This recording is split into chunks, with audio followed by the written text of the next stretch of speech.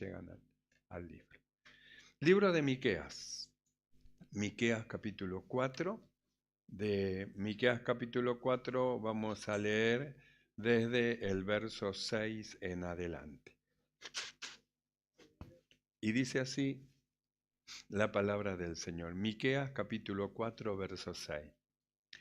En aquel día, dice el Señor, juntaré la que cojea y recogeré la descarriada y a la que afligí, y pondré la coja como remanente y a la descarriada como nación robusta, y el Señor reinará sobre de ello en el monte de Sión desde ahora y para siempre. Oramos. Mi amado Señor, te damos gracias. Padre bueno, muchas gracias por tu gran amor con que nos amas, gracias por tu espíritu, tu presencia, que llena nuestro corazón. Te rogamos, Señor, que en esta noche se abran los ojos de nuestro entendimiento, podamos entender con claridad la intención de tu espíritu para nuestras vidas. Señor, podamos percibir cosas espirituales y cosas que ojo no vio ni oído oyó, oigan nuestros oídos y vean nuestros ojos, Señor, de tu maravilloso poder. Mi amado Señor, tomes tú el control de todas las cosas en esta noche, reprenda toda operación del maligno y nuestro corazón se llene cada día más y más de fe. Mi Señor, en ti confiamos, tu gracia nos lleve en todas las cosas. Muchas gracias, Padre. Gracias te damos en el nombre de Jesucristo. Amén y amén. Tomamos asiento. Gloria al Señor. Quería recordarles también antes que empecemos con esta hermosa palabra que en la mesita de allá adelante hay elementos en mercadería para los hermanos que necesiten algunas de ellas, entonces se fija y lo que necesite para que lo lleve. Y también recordarles que los que tengan mercadería, que ya no tienen uso o quieren donar alguna mercadería, entonces pueden traerla y va a servir para los hermanos que menos poseen. Es una forma de bendecir, que al que tiene más, es decir, alcanza al que tiene menos. Y el que tiene menos ora a favor de aquellos que han hecho por su bendición. Libro de Miqueas, dijimos. Libro de Miqueas, capítulo 4, versos 6 y 7. Esto es algo que a los legalistas, a aquellas personas que piensan que son muy rectos, muy justos y que ellos guardan la palabra de Dios de punta a punta, de punta en blanco, esta palabra es algo que a ellos le retiñe en los oídos, porque es algo que ellos no pueden entender y no pueden comprender, porque justamente lo que cojean y lo que están descarriados y aquellos que están así afuera, no son dignos de que tengan algo, que tengan alguna función, que no son dignos de nada, simplemente tirado allí a un costado afuera, como hicieron los fariseos con muchos judíos en el tiempo de la aparición del Señor Jesús. Nosotros vimos en una oportunidad cómo es que Dios dijo que Él iba a venir a buscar a sus ovejas, y luego lo vimos en Cristo Jesús, que el mismo Dios estaba en Cristo reconciliando al mundo, y cómo es que el mismo Señor vino en busca de los perdidos, es decir, vino en busca de los descarriados, en busca de los que cojean, vino en busca de aquellos que estaban despreciados por la sociedad, echados a un costado por la sociedad. Sin embargo, el Señor tiene cuidado de todo lo que son suyos, ya sea el que está en buena posición como aquel que está en una situación que es de descalificar para los fariseos, como era, por ejemplo, los publicanos. Nosotros vimos en una oportunidad como el Señor, cuando Él vino, dice que Él vino a buscar las ovejas perdidas de Israel, y las ovejas perdidas era justamente aquello que los fariseos ellos despreciaban, porque los fariseos despreciaban a las prostitutas, pensaban que ellos no tenían derecho a la salvación, despreciaban a aquellos que cobraban tributo para Roma, porque para ellos no tenían, no le esperaban más que el infierno para que ardan en el infierno de fuego, es decir, haciendo una selección de lo que ellos pensaban que eran santos y justos y separaban aquello que ellos pensaban que eran hombres y mujeres pecadores. Sin embargo, cuando vino el Señor, dice que vino a lo suyo, a lo que pensaban que eran justos, que eran santos, y aquellos que pensaban que eran justos y que eran santos, dice que no lo recibieron. En lugar de recibirlo y de alegrarse de que Dios vino en Cristo Jesús para salvar a los hombres, dice que no lo recibieron, lo rechazaron. Y cuando Jesús apareció y vino a los pecadores para salvarlos, entonces ellos, los fariseos, lo criticaron, porque se juntaba con aquello que ellos despreciaban, se juntaban con aquello que ellos habían tildado de mujeres y hombres que iban al infierno, es decir, no veían el alma, veían las acciones que hacían y por las acciones que hacían entonces la despreciaban. Y esos hombres y esas mujeres despreciados por los fariseos que se creían justos y rectos, eran las ovejas perdidas de Israel. Por eso, este pasaje que nosotros leemos parece para los fariseos una injusticia. ¿Cómo puede ser? ¿Cómo puede ser que de la que cojea, que siempre que se cae, que se levante, que se cae, que se levanta, va cojeando en el camino? ¿Cómo puede ser que de ella haga el Señor algo tan tremendo? ¿Cómo lo va a poner como un remanente? ¿Cómo va a poner para que justamente de eso que cojea salga una nación? Es decir, salgan personas. ¿Cómo puede ser? No, esa que cojea se merece el infierno, según ellos. Pero según Dios, esas almas necesitan salvación y necesitan ser curadas. ¿Y cómo van a ser curadas? Fuera del hospital que es la iglesia del Señor. Por eso la iglesia del Señor es un lugar donde se reúnen, no los que se consideran justos, santos, rectos, sino todos aquellos que tienen necesidad de una salvación y que reconocen que sus obras no les alcanza para entrar al cielo, entonces como pecadores vienen a la presencia de Dios para recibir una justicia que no es su justicia, sino que es la justicia de Dios la que lleva a todos los hombres a la salvación. Entonces nosotros miramos una iglesia y podemos ver a una iglesia que está completa, una iglesia que está repleta, pero también vemos una iglesia que tiene justicia humana que no le alcanza y que simplemente son justificados mediante la fe. Porque si le es quitada la gracia de la salvación mediante la fe, son constituidos todos pecadores delante de los ojos de Dios. Aún los que se consideran que son justos.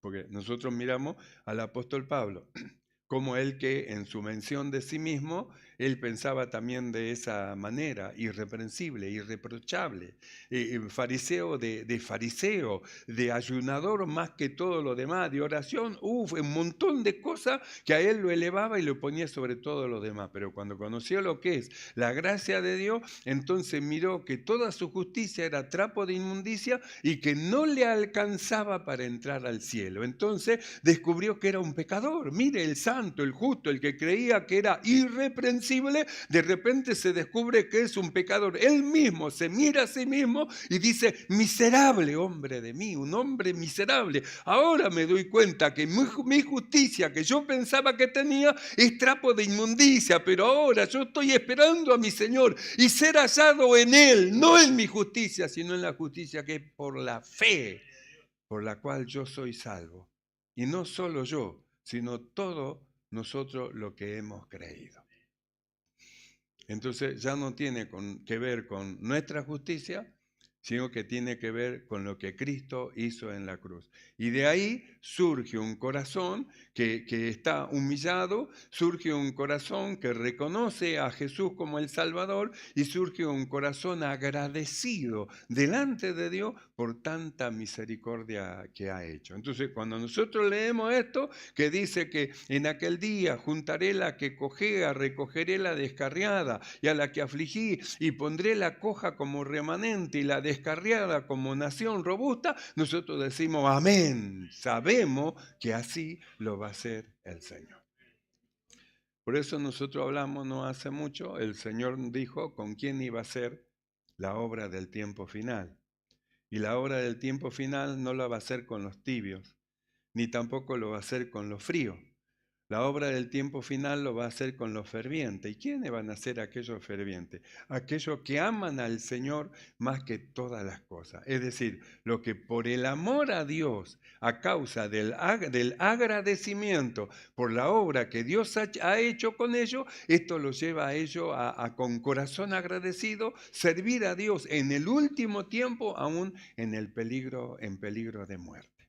Entonces son los obreros de la última hora, aquellos que aman más.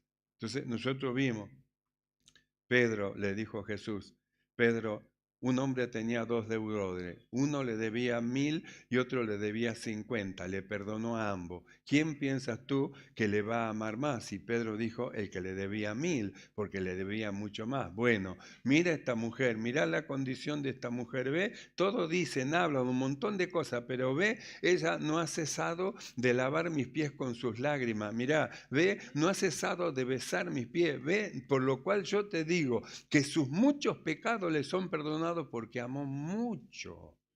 Entonces, ¿cómo estaba el corazón de esa mujer hacia Dios? Derramado delante del Señor. ¿Y cómo estaba el corazón de los fariseos delante de Dios? Endurecido con su propia justicia, justificándose a sí mismo, como el fariseo que entró al templo y dijo, yo te doy gracias, Señor, porque yo diezmo, te doy gracias porque yo ofrendo, te doy gracias porque yo no soy como los demás hombres pecadores, yo hago ayuno, yo hago vigilia, y empezó a justificarse delante de Dios. Y el Señor dijo, ve, este que se justifica, llegó tarde a alcanzar la gracia del Señor. Sin embargo, aquel otro que está en el fondo y que dice, ten misericordia de mí, Señor, porque yo soy hombre pecador, ten misericordia, y quebranta su corazón delante de Dios, va delante de este otro.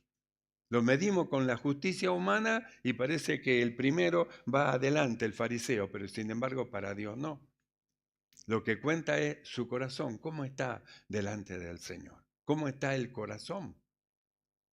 Nosotros hemos estado viendo a esta iglesia cómo es que el Señor le decía, por cuanto eres tibio, y dijimos que la tibieza es una posición que le engaña a la propia persona pensando que está bien. Yo estoy bien así como estoy, en mi forma que estoy sirviendo a Dios estoy bien, y dijimos que la sobra es justamente el medidor de la vida espiritual que tiene, porque cuando una persona es tibia, le da lo mismo estar o no estar, ir o no ir, venir o no venir, ayudar o no ayudar, le da lo mismo. Una persona fría ni le interesa ni que le den algo para hacer. Sin embargo, una persona ferviente dice, Señor, ¿qué quieres que yo haga? Es diferente, no es lo mismo. Entonces, el que ama a Dios con todo su corazón y con toda su mente y con toda su fuerza, no es lo mismo como aquel que simplemente teme a Dios, y ahí termina todo. Por eso nosotros leímos este pasaje, dice, y en aquel día el Señor juntará a la que cojea. ¿Vio? La que cojea, la despreciada. Cojea, siempre cae, se levanta, no sirve para nada. Para los hombres no sirven para nada. Porque los hombres muchas veces son impacientes, no tienen paciencia para esperar y esperar y esperar el tiempo del Señor. Entonces, al ser impaciente, lo desechan, lo ponen a un costado, pero Dios no. Los hombres a usted lo pondrán a un costado, como que lo desecharon, como el que lo último, la haz de toda la tierra. Sin embargo, para Dios no, Dios le ama. Como le amó desde un principio, le va a amar siempre hasta el final. No importa quién lo deseche. Usted fíjese que Dios lo ama. Dios lo ama, es suficiente. Digan lo que digan. Yo amo a Dios y Él me ama. Yo soy de mi amado y mi amado es mío. Por eso dice, en aquel día el Señor juntará la que cojea, así que la que va rengueando, porque no puede caminar bien, entonces va rengueando, así que el Señor la va a recoger Y no solamente a aquella que cojea, va a recoger la descarriada, la que se descarrió del camino, la que salió del camino, la que todos pasan y miran y dice, ¿le espera el infierno? Para muchos le espera el infierno a la descarriada. Sin embargo, la descarriada la anda buscando el Señor. Siempre anduvo buscando a la descarriada. ¿Por qué cree que nosotros estamos en la iglesia? Porque nosotros éramos como ovejas descarriadas, pero ahora hemos vuelto al pastor y obispo de nuestra alma y estamos en Él. Él se ocupa de las descarriadas, de buscar a la descarriada. En aquel día, dice el Señor, juntaré la que cojea y recogeré la descarriada y a la que afligí, y pondré la coja como remanente. Entonces eso es como que adentro a la persona, ¿cómo puede ser? A ese lo va a poner como remanente, a esa la va a poner como remanente. No, es una locura porque él piensa que él es el que tiene que estar en ese lugar. Él es el que debería estar en ese lugar. ¿Y por qué no está? Porque es una elección de Dios. Es una elección de Dios. ¿Quién decidió traer a la que cojea? Dios. ¿Quién decidió traer a la descarriada? Dios. ¿Quién decidió traer a la que el mismo Dios afligió? Dios. ¿Quién decidió poner a la que cojea como remanente? Dios. ¿Y quién puso a la descarriada como nación robusta? Dios. Y entonces, ¿a quién se va a quejar si es obra y operación de Dios? Simplemente tendríamos que dar gloria a Dios, que lo que es imposible para los hombres, para Dios es posible. Dios tiene poder para hacer de lo imposible posible. Que Dios es un Dios maravilloso y precioso. Y que tiene poder para levantar lo que está caído, que tiene poder de sacar del hoyo cenagoso aquel que está con el betún hasta el cuello, que es poderoso de levantarlo y de ponerlo sobre la peña. Y no solamente eso, poner en su boca una canción nueva. Entonces alguien dice, pero ese que estaba con el barro hasta la cabeza, está cantando. Sí, ese está cantando, pero no tendría que cantar. Pero escuchá, ¿no ve que hay una gracia de Dios? Si Dios le da gracia, ¿quiénes somos nosotros para decir, no, no se merece? Es una operación de Dios.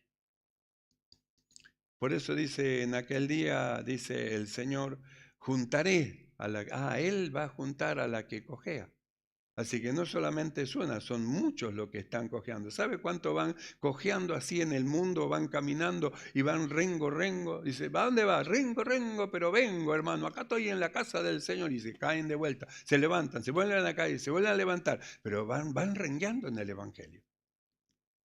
Y los que se descargaron y salieron para afuera, bueno, dice, en aquel día, dice el Señor, juntaré. Entonces, si Dios la junta, ¿quiénes somos nosotros para desparramar lo que Él junta?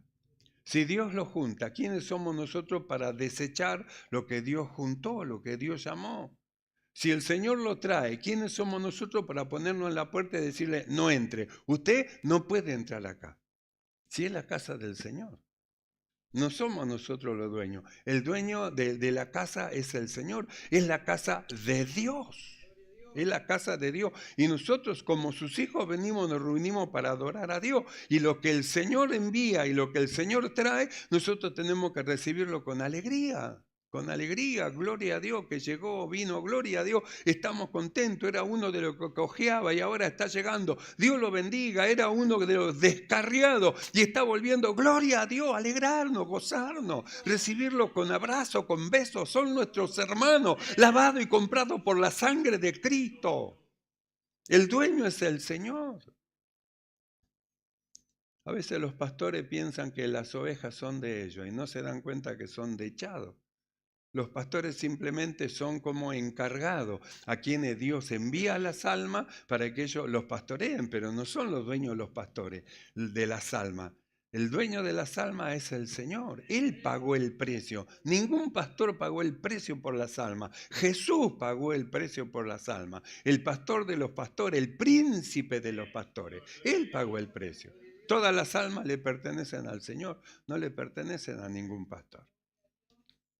Entonces dice, en aquel día juntaré, ¿ve? Dios es el que junta. En aquel día juntaré a la que cojea. Entonces, ¿qué tenemos que hacer nosotros? Recibirla con alegría. Dios lo está juntando, ¿vio?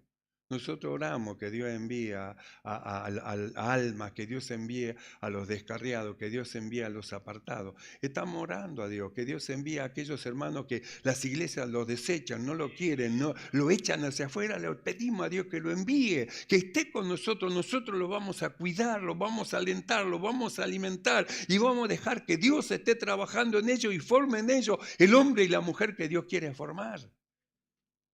Porque no somos más que colaboradores de Dios, simplemente colaboradores.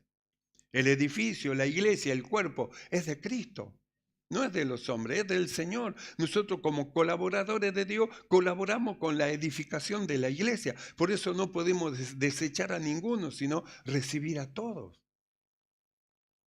Porque si el Señor va a juntar a la que cojea y a la descarriada, nosotros tenemos que recibirla. Sí, esta descarriada, déjala, no digas nada, recibirla. Dale beso y gozate que está en la presencia del Señor. Y orá por él, en lugar de criticarlo, orá por él. En lugar de criticarla, orá por ella.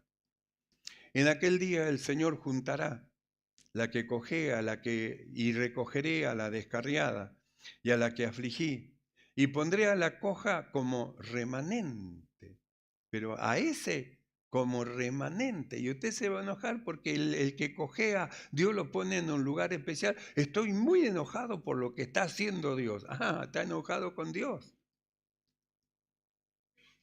Pondré la coja como remanente y a la descarriada como una nación robusta, pero estamos todos locos, ¿cómo puede ser? Bueno, es la operación de Dios, es operación de Dios. Las operaciones de Dios van allá, más allá del pensamiento humano. Por eso la necesidad que tenemos, todo lo que hemos creído, de terminar con lo humano y que se manifieste lo que somos, un hombre espiritual, de dejar de ver las cosas como ven los hombres comunes, de dejar de juzgar, de dejar, hermano, de criticar, de dejar de chismosear, sino de que fijarnos que cada persona tiene un alma que le pertenece a Cristo, porque Cristo por todo murió, murió por todo, pagó el precio por todo. Pondré la coja como remanente, nos vamos a escandalizar por lo que hace el Señor. Y a la descarriada como una nación robusta. Estamos muy enojados porque ¿cómo van a hacer eso? Por eso los fariseos se enojan cuando Dios hace estas cosas. Dijeron los fariseos cuando vieron a Jesús con los publicanos, los pecadores, la ramera, ¿qué es esto? Vuestro maestro come con los publicanos y la ramera, escandalizado. ¿Cómo puede ser? ¿Cómo puede ser? ¿Y quién le dirá al Señor, por qué haces así? ¿Le dirá el hacha al que lo maneja, por qué me tomas así? Él es Dios, Él hace como Él quiere. Nuestra mente sale del lugar si nosotros actuamos y pensamos como hombres, pero si nosotros dejamos que la palabra de Dios fluya y que el Espíritu de Dios esté en nosotros abundantemente, ni somos tibios, ni somos fríos, sino que somos fervientes, vamos a entender la mente del Señor. Vamos a entender, vamos a comprender que es una operación de Dios, que va más allá de lo que nosotros podamos llegar a pensar. Y pondré la coja como remanente, y a la descarriada como nación robusta. Y el Señor reinará sobre de ello en el monte de Sión desde ahora, y reinará desde ahora y para siempre. ¿Sobre quién? Sobre la coja, sobre la descarriada, sobre la que afligí, el Señor reinará. Entonces hay cosas que puede salir fuera de nuestra lógica. Por eso el Evangelio no es por lógica, es por fe. Y los que son de fe le creen a todo lo que dice Dios. Y los que son de fe se someten bajo la dirección del Espíritu de Dios y ven las cosas con los ojos, no de los hombres, sino con los ojos del Señor, porque ellos ya entraron dentro de un cuerpo, el cuerpo de Cristo, y ya no tienen su visión humana, sino que ahora ven con los ojos del Señor como Él ve. Y con los ojos del Señor usted no ve un alma perdida, sino que usted ve un alma que necesita salvación. Necesita salvación. Entonces usted corre al auxilio de esa persona. Tiene fe, entonces puede alcanzar algo maravilloso y glorioso. El Señor es hermoso y es maravilloso.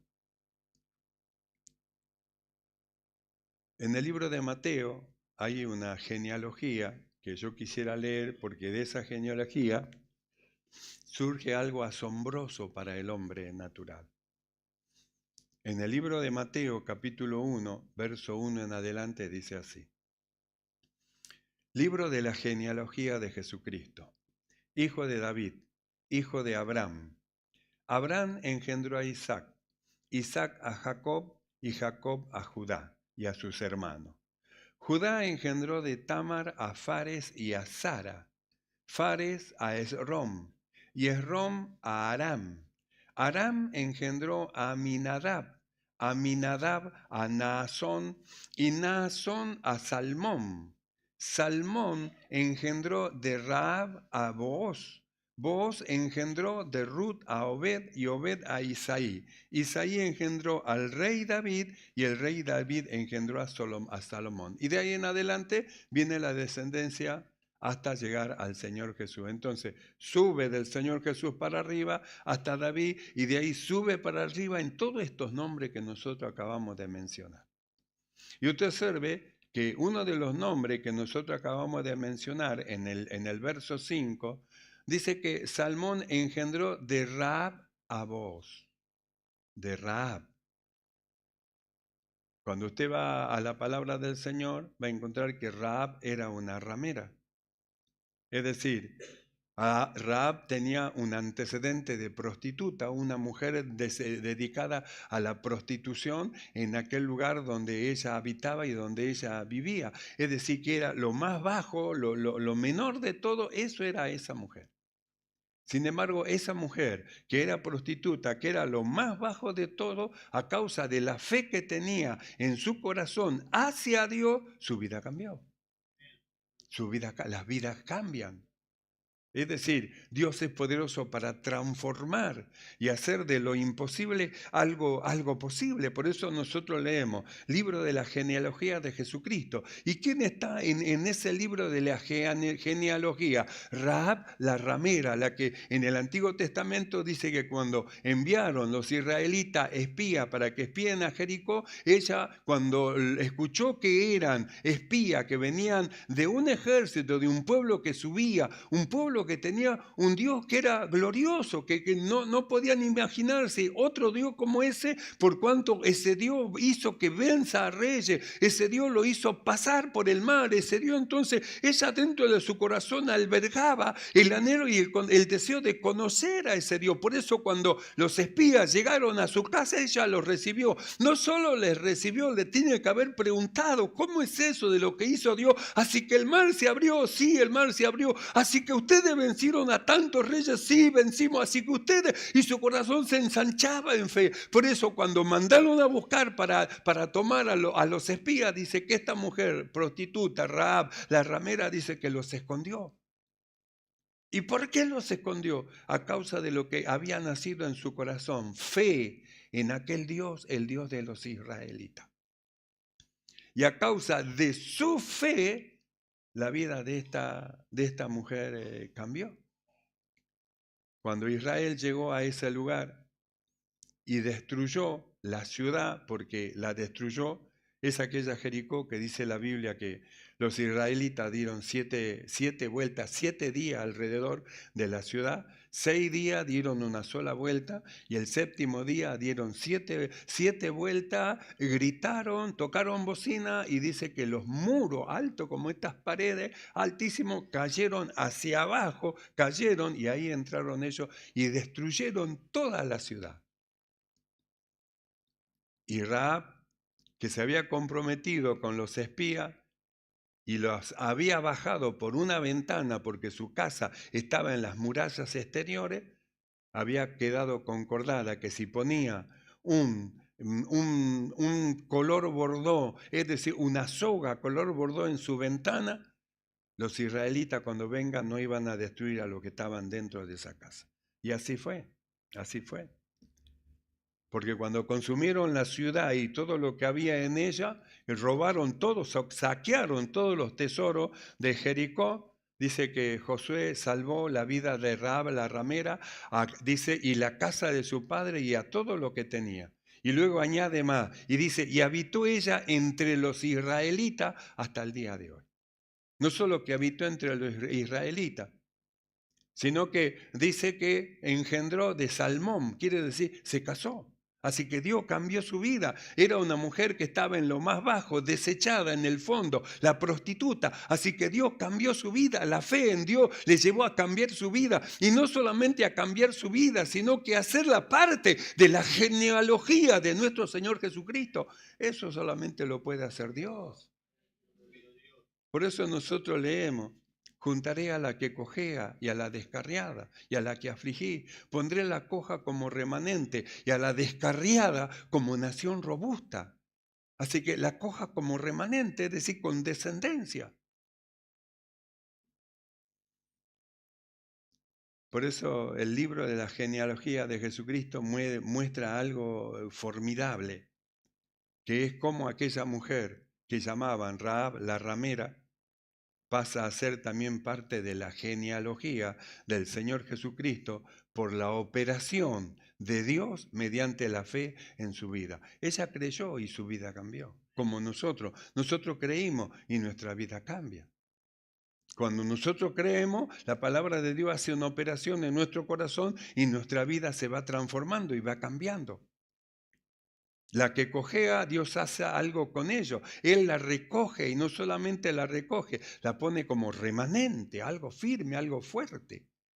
Y la descarriada, que parece que tendría que irse al infierno, el Señor la pone como nación robusta. Él la buscó, la lava, la limpia, la trae, la coloca y la pone como una nación robusta. Para los fariseos, una locura, pero para los que son de fe, esto es una gloria de Dios, una gloria. Así que lo que parecía inservible, Dios lo hace útil. Así que de una inútil, Dios la convierte en útil. Así que de alguien que cojea, Dios lo pone como remanente. De un descarriado, Dios lo pone como nación robusta. Sí, esa es una operación de Dios. ¿Sabe cómo se llama eso? Gracia. La gracia de Dios que trabaja en el corazón de los hombres que creen, los transforma y le da una vida nueva. Comienzan de nuevo en la presencia del Señor.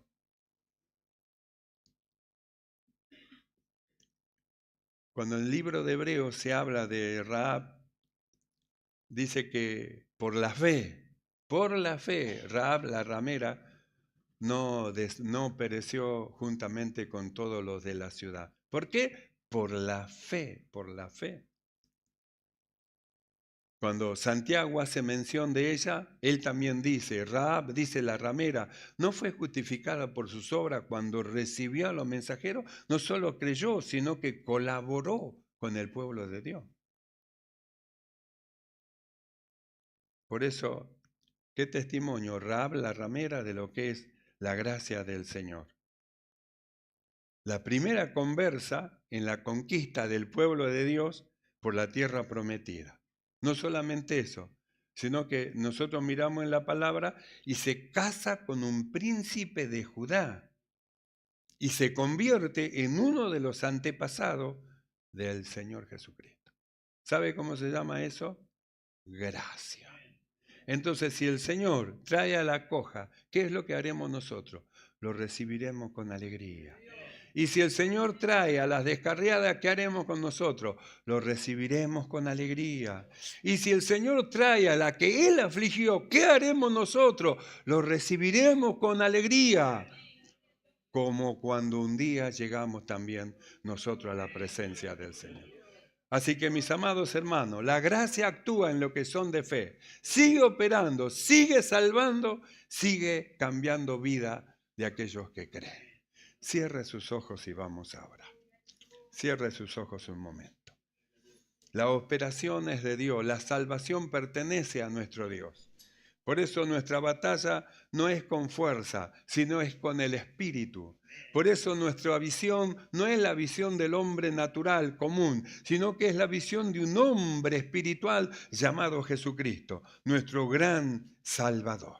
Cierre sus ojos y oramos. Mi amado Señor, alabamos tu nombre en esta hora, te exaltamos. Te damos gracias, Señor, por tu grande amor, pues en tu palabra nos muestra el poder de la fe y el poder de la gracia.